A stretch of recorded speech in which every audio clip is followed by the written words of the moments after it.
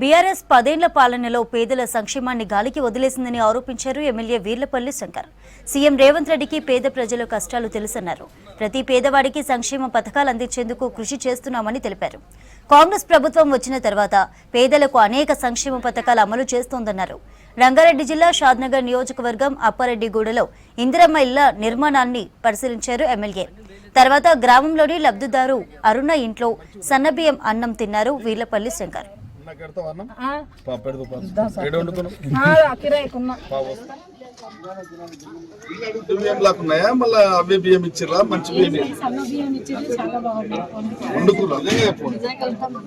మీరు అబద్ధం చెప్తారు అనుకుంటున్నాను.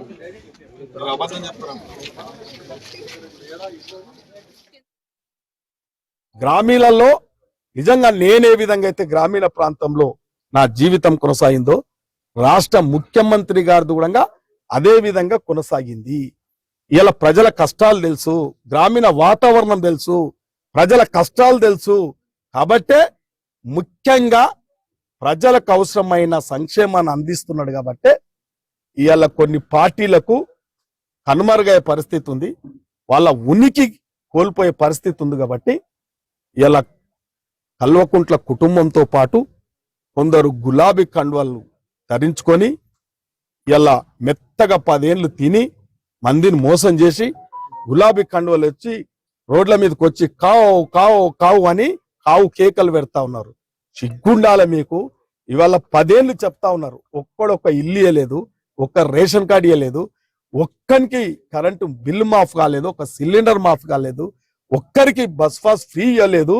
ఇలా మాట్లాడేదని చెప్పి ఇలా గ్రామీణ ప్రాంతాలలో రైతులు గాని మహిళలు గాని నిలదీస్తా ఉన్నారు. కాబట్టి అది జీర్ణించుకోలేక ఇవాళ అడ్రస్ లేని చోట అవాకులు చెవాకులు మాట్లాడుతూ ఉన్నారు. కాబట్టి ప్రజలు వాస్తవాలు గ్రహిస్తా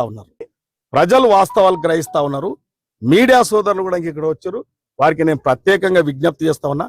కళ్ళారా మీరు కూడా చూశారు, 10 సంవత్సరాలు మీడియాలోనే ఉన్నారు, ఇప్పుడు మీడియాలో ఉన్నారు మీరు అందరు. కాబట్టి వాస్తవాలు అవాస్తవాలు మీరు చూస్తా ఉన్నారు. కాబట్టి మీరు కూడా వాస్తవాలు ప్రజలకు చేరవేల్సిందిగా మీకు ప్రత్యేకంగా విజ్ఞప్తి చేస్తా ఉన్నాను.